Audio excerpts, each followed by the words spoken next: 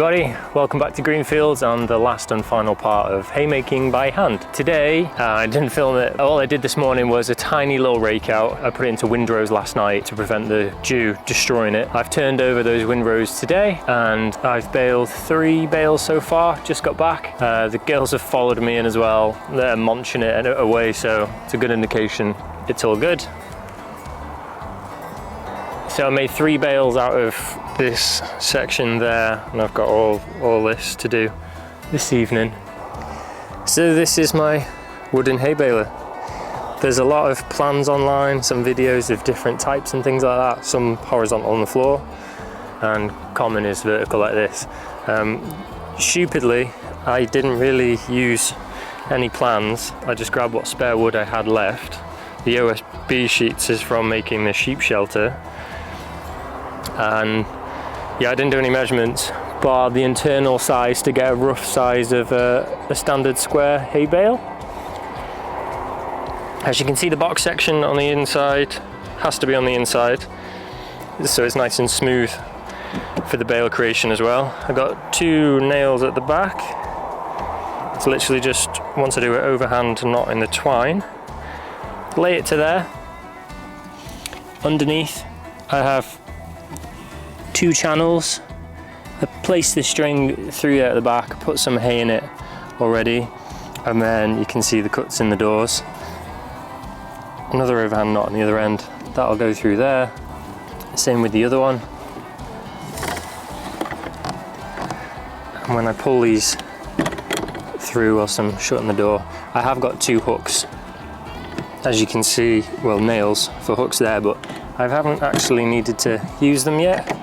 Then on the outside, this is hard doing whilst filming, I just got 2 simple locks, one at the bottom, one at the top.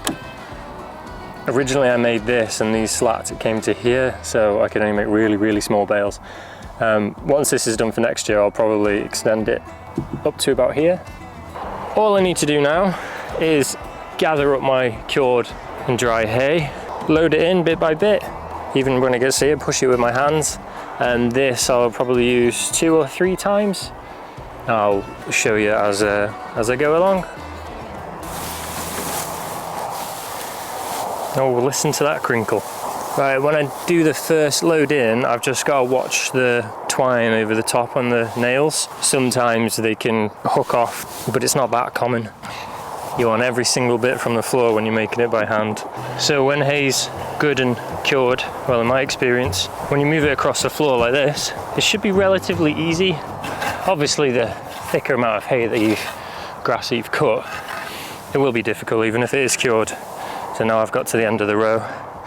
Just need to throw it down. When winter comes, I'm going to do some work on the hay baler. For one, like put wheels on the bottom of it, and when I compress it in a bit, I'll show you why. If you do build one, please use proper tools, measurements, all of that stuff, because mine's all done by eye and feel. There are a bit of things that makes it a bit inefficient and annoying. When winter time comes, like I said, I'll do some tweaks to it. So some people walk with the fork in front of the hay, like push it like that. Again, fairly easy another way. Whatever your preference really, I find they both work. But sometimes I find the points for my height, it hurts my back. The points then get caught on tough to ground, like thatchy moss or something like that. Whee! It's got a nice green colour to it, this. Everything's dry, no wet spots, really good. When I get to the end of all this later on, I'll go around with my fork and my rake just to gather any like loose bits up. You'll be surprised with how much hay will be left. Again, some people use their hay fork like that in a pile, then place it inside. I do that sometimes, I have so far this summer, but I tend to find just grabbing it and putting it in with the hand is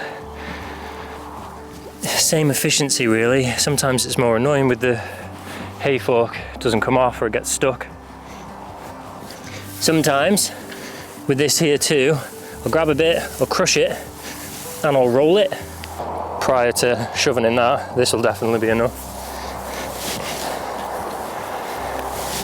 Right, there's going to be 2 compressions, one to compress now, then I think another compression to finish it.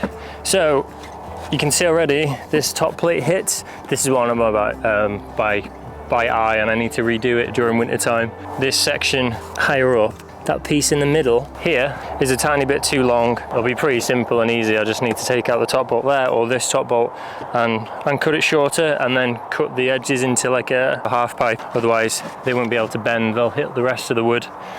So with mine, push it down like that and it'll go at an angle. Then I'll just need to push the hay as much as I can underneath that far side, and then my compression plate sits in the middle. There's lots of squeaks with this thing. You can see it's not completely square. These are 2 different lengths.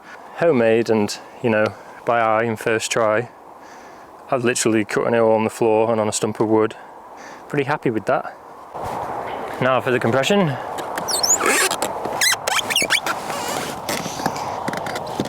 The other thing that I want to do in the winter time is put some sort of struts of wood across here at the front. I don't know if you can pick it on the camera, but it's bulging out now by like 2 centimeters. Some people also have a latch system inside or on the outside, so they can let go of the compression. How I've done my sizing, and even though it feels inefficient, it sort of sticks itself there all the way down, so I don't have to worry about that, which is by luck, not by design. Right, now I'll take it out. I've put the camera as high as I can on the tripod so you can kind of hopefully get and see what I'm doing. So I'll undo the loop of twine that I put on the back earlier. Squish down as much as possible until I can see the loop in the top of the slits in the door, and pull some through. Take the other side off, pull a bit of slack through, find the hole, giggity, and pull that one through. There we go. Right, they're both through now. There's enough slack through the bottom and the top. I can pull my plate down, get that in.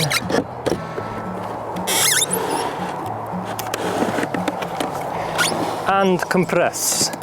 This is up to you which way you want to go, up and down.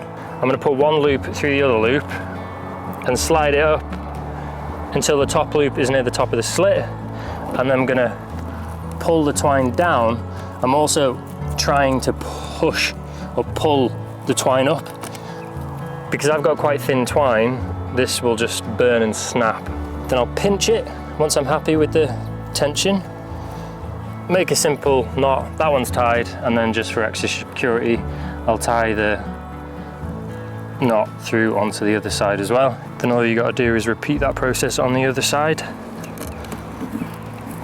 Right, that's locked off. Lift your compression plate up. Out she goes. One done, one done. Voila. Obviously you don't have to do this. I'm just tying a simple knot. And I've got a little handle. Bale number 4. So there's the 4 bales done so far this evening. Get a nice size. These are a tiny bit smaller due to the vertical slit cutter in the door. If I make that slit higher, then I can get a tiny bit larger, but to standard size small bales around here, maybe just to about there. Not too much difference. And anyway, it's really nice and easy just to carry these, super light.